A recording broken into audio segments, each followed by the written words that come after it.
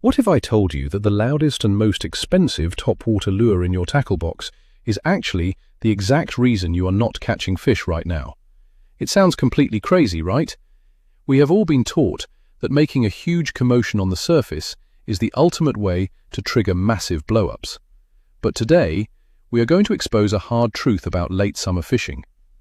Your loud, clacking and rattling topwater baits are not attracting pressured fish. They are absolutely terrifying them. By the end of this video, you are going to discover a simple, silent adjustment that will completely change the way you fish warm water. But first, let me ask you a question to think about. Do you honestly believe a wary bass wants to attack a lure that sounds like a lawnmower, or are you just throwing it because it feels good? Let me know in the comments, and let us dive right into the truth. To truly understand why this is happening, we have to look at the big picture of late summer fishing. By the time August and September roll around, the water is hot, the oxygen levels are low, and the fish are exhausted. But more importantly, these fish have been hunted relentlessly for months. Every single weekend, armies of boats hit the water, casting the exact same noisy baits into the exact same spots. For decades, the classic grandfather advice has always been that you need big noise to call fish up from the deep during the summer heat. It is a stubborn habit. Guys will tie on a loud buzzbait or a giant popper in May, catch a few aggressive spawning fish, and then refuse to take it off for the rest of the year.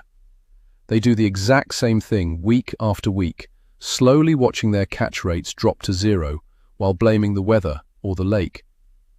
But the reality is that the fish have changed their behavior and the anglers simply refuse to adapt. Picture this. It is 6 in the morning on a late August day.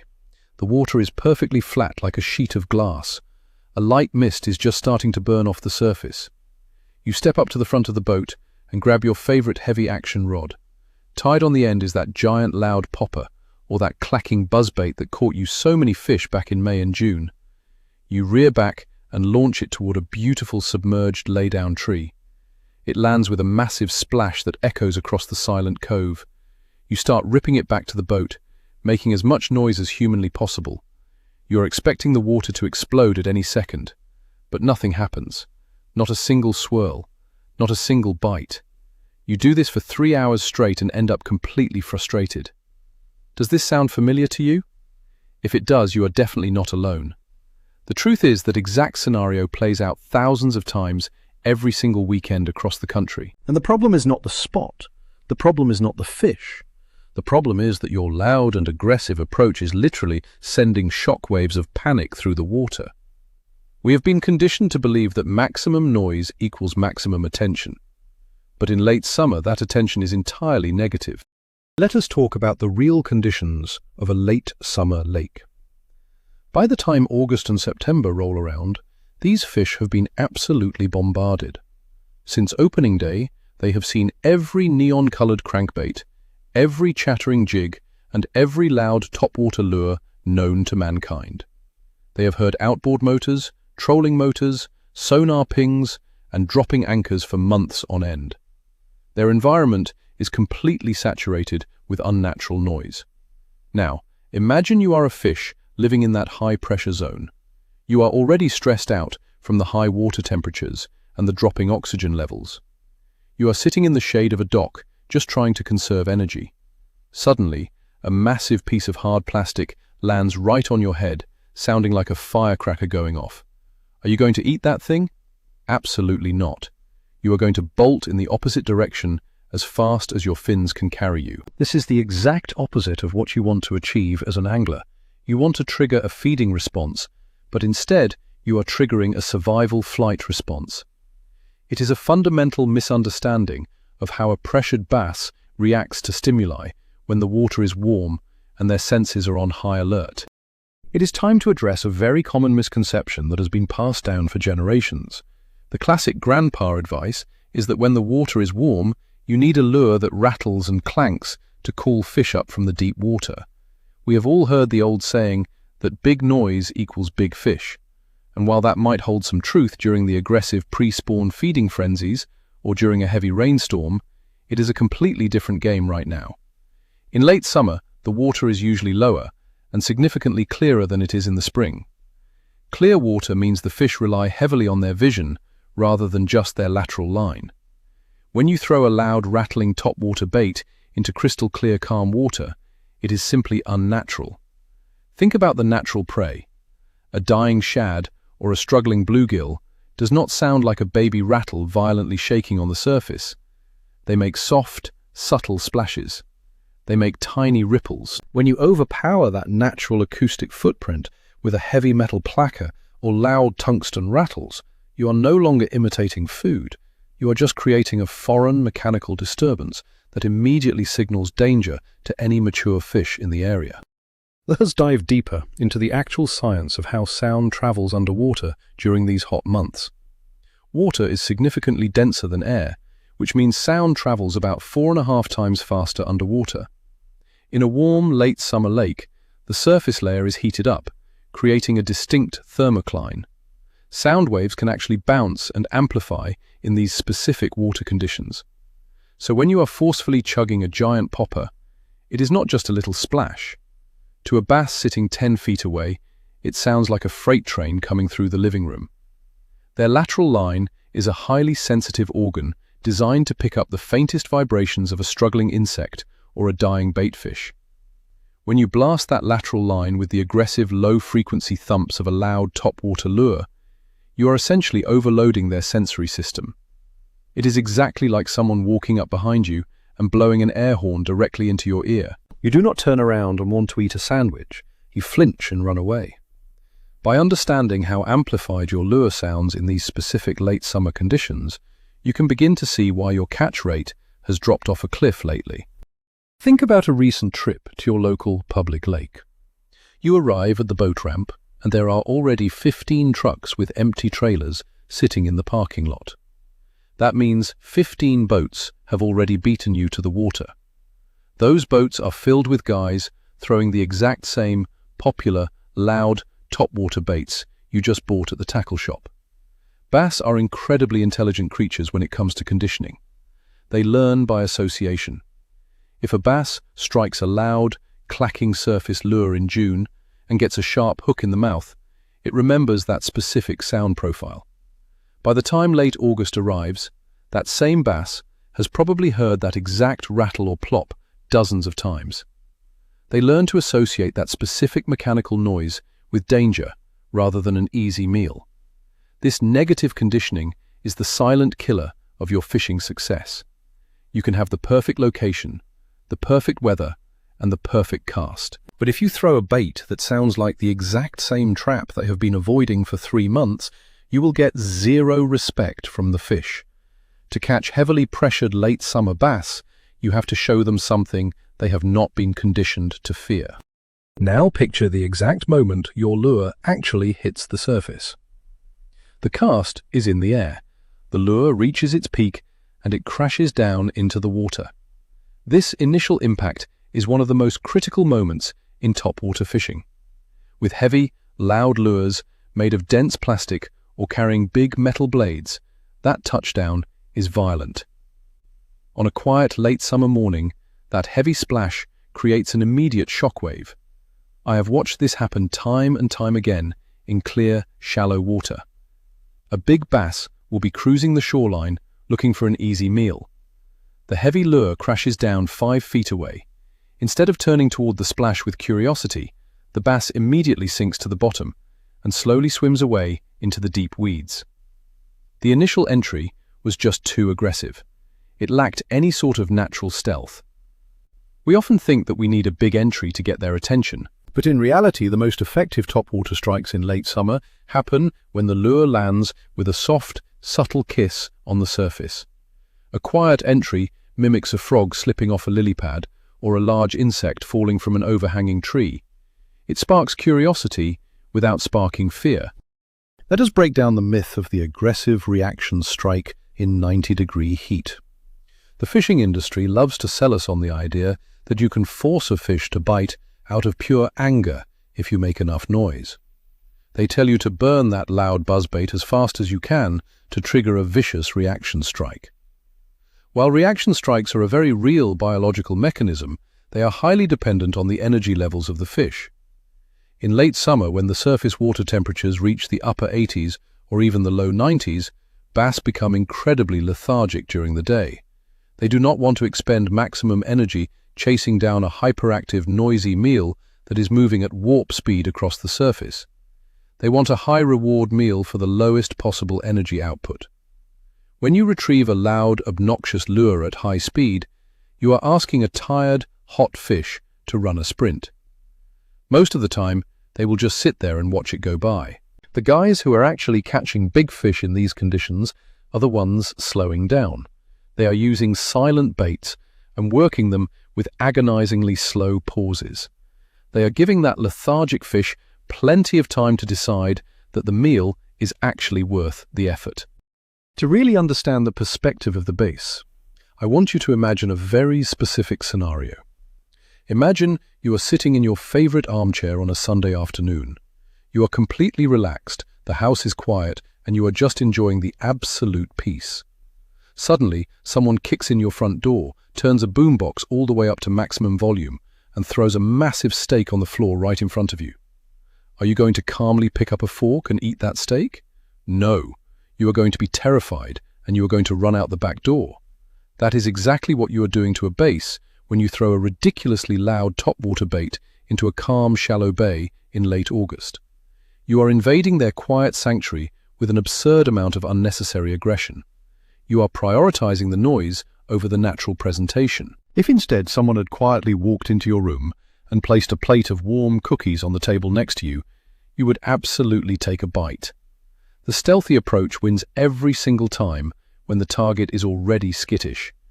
If you want to start catching those big, wary late summer fish, you have to stop acting like a noisy home intruder and start acting like a stealthy provider. There is a massive difference between early summer feeding windows and late summer feeding windows. In June, the fish are aggressively recovering from the spawn. They are feeding heavily, and their metabolism is absolutely screaming. During that time, they will attack almost anything that moves, and loud topwaters are incredibly effective. But as the season drags on into late August, the days get shorter, and the feeding windows become much smaller and more precise. The fish become hyper-focused on specific types of forage. They are no longer just blind eating out of sheer aggression. They are calculating every single strike.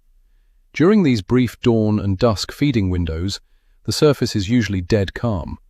The fish are listening for the tiny, subtle clicks of a dying shad or the soft popping of bluegill feeding on surface insects. When you throw a giant rattling walking bait into this delicate ecosystem, you completely ruin the natural rhythm of the feeding window. You are bringing a megaphone to a library. If you want to capitalize on these short, late summer bites, you must match the natural volume of the environment. Silence and subtlety will outfish loud and aggressive 9 times out of 10. Let us walk through a beautiful visual example. You are back on the lake. The sun is just peeking over the trees, and the water is glassy. Down the bank, you see another fisherman. He is throwing a massive loud buzzbait. You can hear the squeak and the clatter of his bait from 100 yards away. He is casting, burning it back, and repeating the process rapidly. You watch him fish down a perfect stretch of overhanging trees, and he does not get a single strike. Then you pull up behind him. But instead of a loud bait, you tie on a silent plastic frog or a walking bait that has absolutely no internal rattles. You cast it silently under the exact same trees. You give it one soft twitch, let it sit perfectly still for 5 full seconds, and then give it another soft twitch. Suddenly, the water just completely bulges, and your lure gets sucked under with a giant swirl. You just caught a 5-pounder, right behind a guy who swore there were no fish on that bank. The fish were there the whole time. The first guy simply terrified them and pushed them tighter into the cover. Your silent, subtle approach coaxed them out. This happens on highly pressured lakes every single day.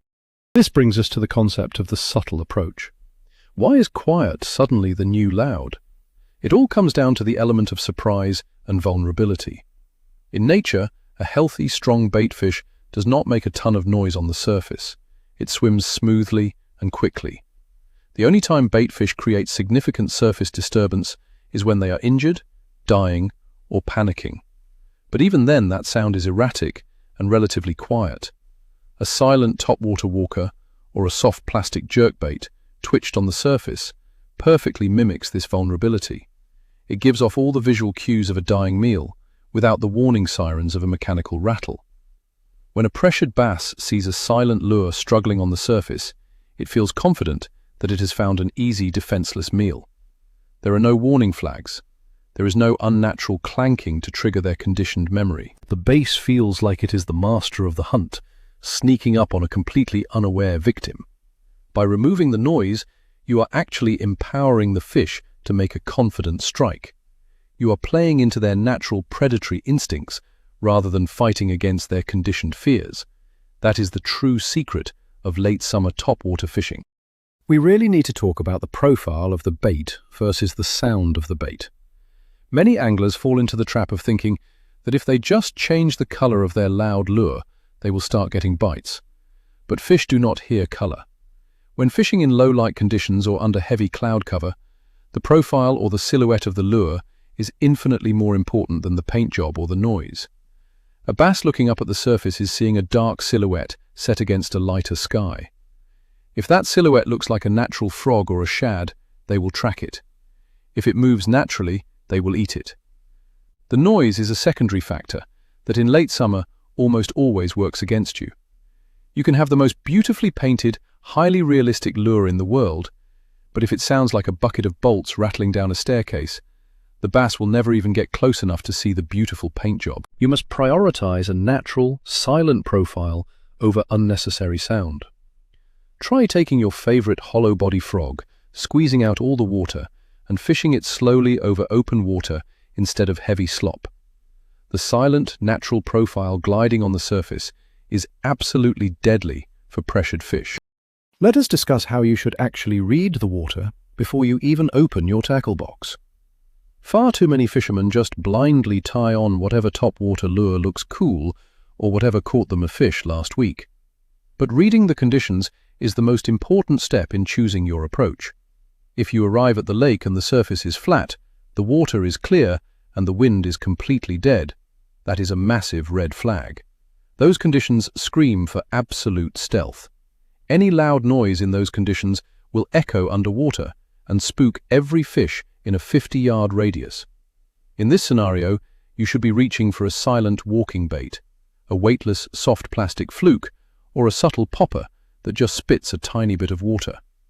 You want to make casts that land softly past your target area and slowly work the bait into the strike zone. Do not cast directly on top of the fish. Cast long, let the ripples dissipate completely, and then begin a painfully slow retrieve. By reading the calmness of the water, you adapt your presentation to perfectly match it. You are working with the environment instead of imposing your aggressive will upon it. This mindset shift is what separates the masters from the amateurs. The role of water clarity cannot be overstated when we are talking about late summer bass. In many reservoirs and natural lakes, the late summer period features some of the clearest water of the entire year because there is very little rain runoff. When water clarity exceeds 4 or 5 feet of visibility, a bass can see your lure from a very long way away. They do not need a loud rattle to tell them exactly where the bait is located. Their vision is perfectly capable of tracking a silent lure from deep water. When you combine high visibility with loud, unnatural noise, you create major sensory conflict for the fish. Their eyes tell them it is a small, helpless baitfish, but their lateral line tells them it is a heavy, mechanical threat. When fish experience this sensory conflict, they almost always refuse to strike. They will follow the bait, maybe swirl behind it, but they will not commit. Have you ever had a fish blow up on your topwater lure, but completely miss it? That is very often a false strike caused by this exact sensory conflict. They abort the mission at the very last second because the noise simply did not match the visual profile. Switching to a silent bait eliminates this conflict entirely. Think about a conversation you might have at the local boat ramp after a long, tough day on the water. You are pulling your boat out, and the guy next to you looks completely exhausted and totally frustrated. He tells you he threw a big, clacking buzzbait all morning and did not even get a single sniff. He complains that the lake is fished out, the weather is too hot, and the fish are just permanently shut down. He is absolutely convinced that catching fish in late August is simply impossible. But you look in your live well, and you have a solid limit of beautiful bass. You did not have a magical spot, and you did not have a secret imported lure. You just used a little common sense. You threw a silent, weightless, soft plastic jerkbait across the surface of the grass beds. You let it sink slightly, twitched it softly, and watched the line jump. You did not tell the guy your secret because you know he would probably just go buy the same bait and fish it too fast anyway. But the reality is that the lake was not fished out. The fish were not completely shut down. They were just aggressively avoiding the very specific, loud noise that the frustrated guy was throwing at them all morning long. So what do you do with all those expensive, loud, topwater lures sitting in your tackle box right now? You do not have to throw them away, but you do need to start modifying them for late summer success. If you have a walking bait with loud internal knockers, consider taking a tiny drill bit, making a small hole in the belly, injecting a little bit of superglue to freeze the rattle in place, and then sealing the hole with epoxy. Now you have a custom silent walking bait with the exact same great action. If you love throwing a popper, try using a much smaller size and shaving down the bottom lip with sandpaper. This will make it spit a tiny, subtle amount of water instead of creating a huge, aggressive bloop. If you are a buzzbait fanatic, take the clapper off the wire entirely. Adjust the rivet so it squeaks just a tiny bit instead of clacking loudly against the metal blade. These tiny modifications can turn a terrifying loud lure into an irresistible, subtle snack. You are taking away the aggressive noise while keeping the visual surface disturbance that draws them in. Tinkering with your tackle to reduce the volume is one of the smartest things a late summer angler can possibly do. It is also incredibly important to understand the biological transition period that happens at the very end of summer. As August bleeds into September, the nights slowly start getting cooler. The surface water temperature might drop just a degree or two, but the fish feel this subtle change immediately. This signals to them that fall is approaching, and they need to start thinking about putting on extra weight. However, they are still living in highly pressured warm water. They remain incredibly wary, but their biological instinct to feed is slowly rising. This creates a highly specific mood where they are willing to travel a long distance to eat a surface lure, but they are extremely easily spooked by unnatural sounds. A loud clacking bait will completely overwhelm their rising feeding instinct with fear.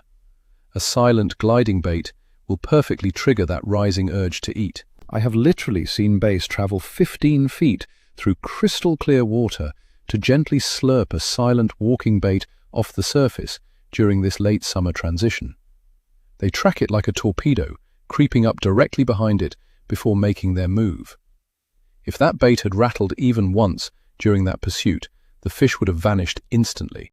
We must completely destroy the myth of covering water fast with loud baits during the dog days of summer.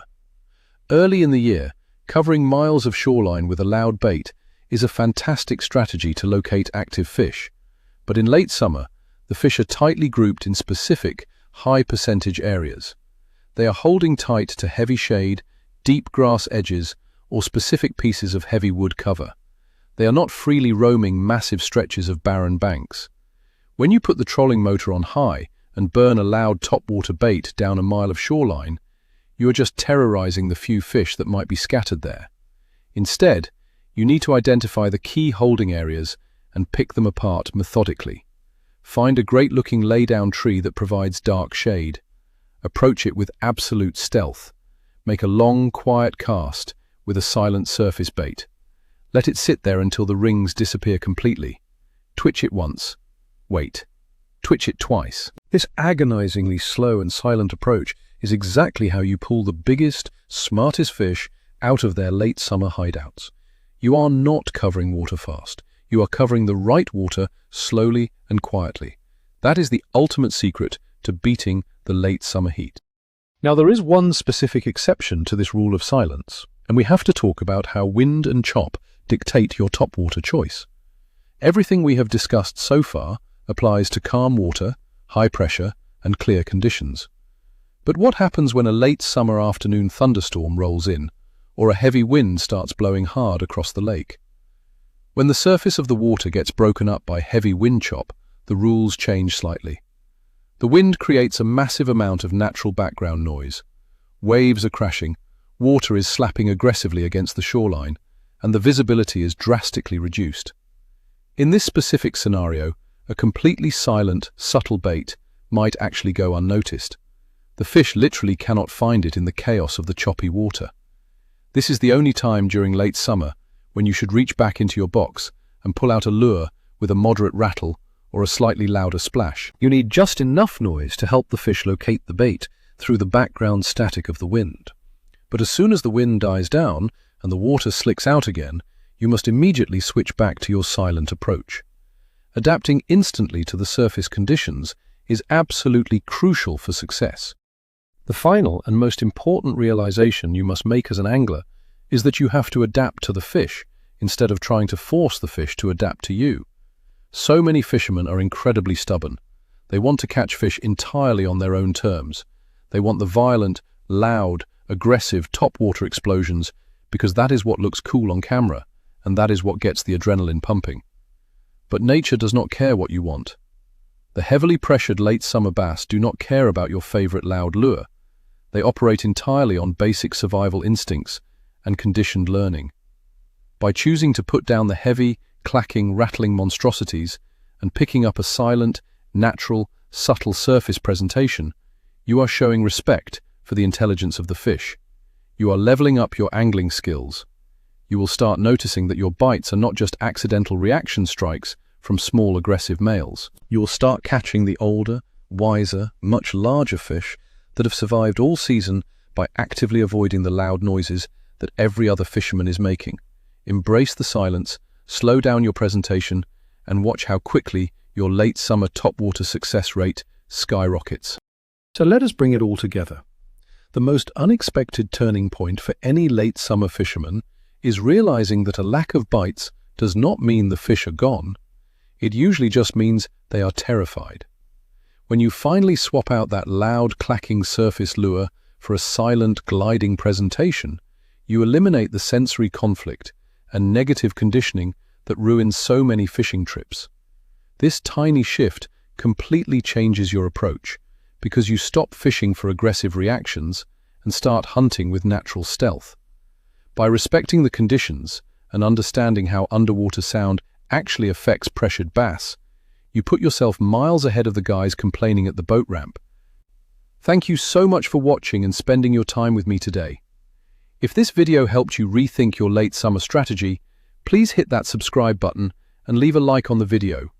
It really helps the channel grow. Now I want to hear from you.